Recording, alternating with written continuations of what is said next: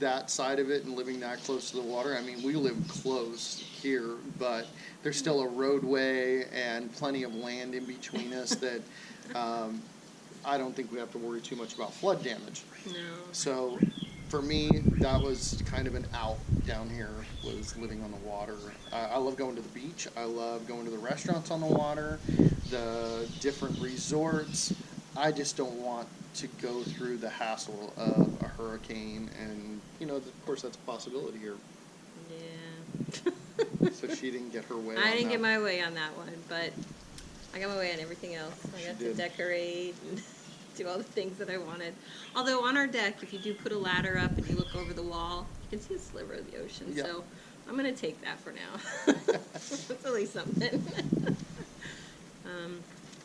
What else? Let's see, different things that we've had done for our place. We've had solar panels put in up here to help offset the cost of some of the power, because it's definitely the largest bill that we have. And we do run those AC units Yeah, very often. I We like still it. have that I like Seattle it. blood. Yeah, I like it a little bit cooler. And plus with the dogs, we have to run it a little bit. So that at least offsets, you know, maybe a quarter of what the actual electric bill is. So that's not too bad. We've had an interior or exterior space that's been covered and screened in, which we absolutely love that area. We turned it into our dining room. We turned it into our dining room because the interior space is just not very large, so we tried to make that as livable and spacious as possible, and we were able to move the dining table outside, and we have it covered, screened in, no mosquitoes, no bugs, fan, plants out there. So yeah, we absolutely love that space. Kitchen is significantly smaller than what we're used to. You're definitely not going to get 3 or 4 people in there to cook. You're lucky to get 2 people in there to cook. But if it's a bad day, they might not get along too well. It's a tight squeeze for 2. It's a tight squeeze for 2. Yeah, definitely. So it's interesting to, you know, the counter space is limited and everything. So you really have to adjust your cooking style and how many people are going to actually be in there. But we did have a carpenter come in and add some more storage for us, because it was lacking in that regard, for sure. Definitely. And then we had a barn door added on our laundry room. That's been a big space saver as well. Let's see, our bedroom is actually pretty good size. Yeah. Very comfortable for the 2 of us and for the animals. We added a king-size bed. Yeah, had a king-size bed. We also have a king-size bed in our guest room, so our guests are at least comfortable when we get here, but not too comfortable because we want them to go away. Okay, hold on a second. So we should talk about each room separately, because then you can play that over. So don't talk about our bedroom because then we can talk about that room separately. Oh, okay. Because then you can play that footage, like the voiceover over as we're like doing the little tour of it.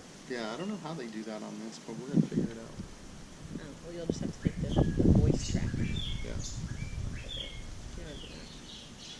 So we would say, like, our bedroom is a pretty large room. It has a king-size bed.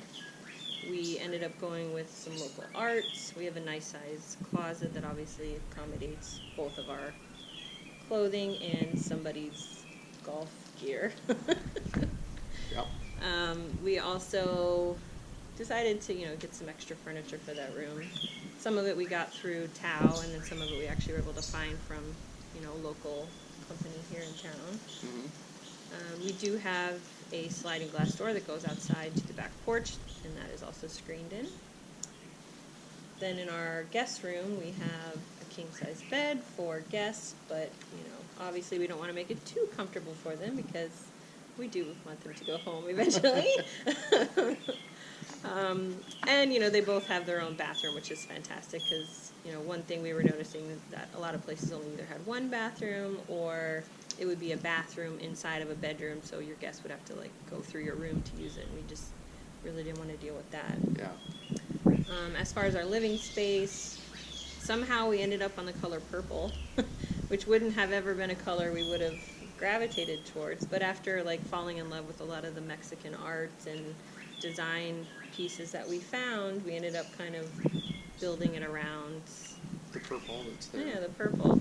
Got a purple rug and made a purple wall and oh, and I should have said, you know, in our guest bedroom we actually did like a travel theme because we do love to travel, so we've put up postcards from different places that we've been or aspire to go. Yep. We had a local artist paint a picture of Santorini, Greece, from a postcard that I actually sent Keith when I went, stating that I hoped he would take me back there. Sometime. So hopefully sometime next year. So what else? I think that's good, babe. Yeah? It's a good start. Because we talked about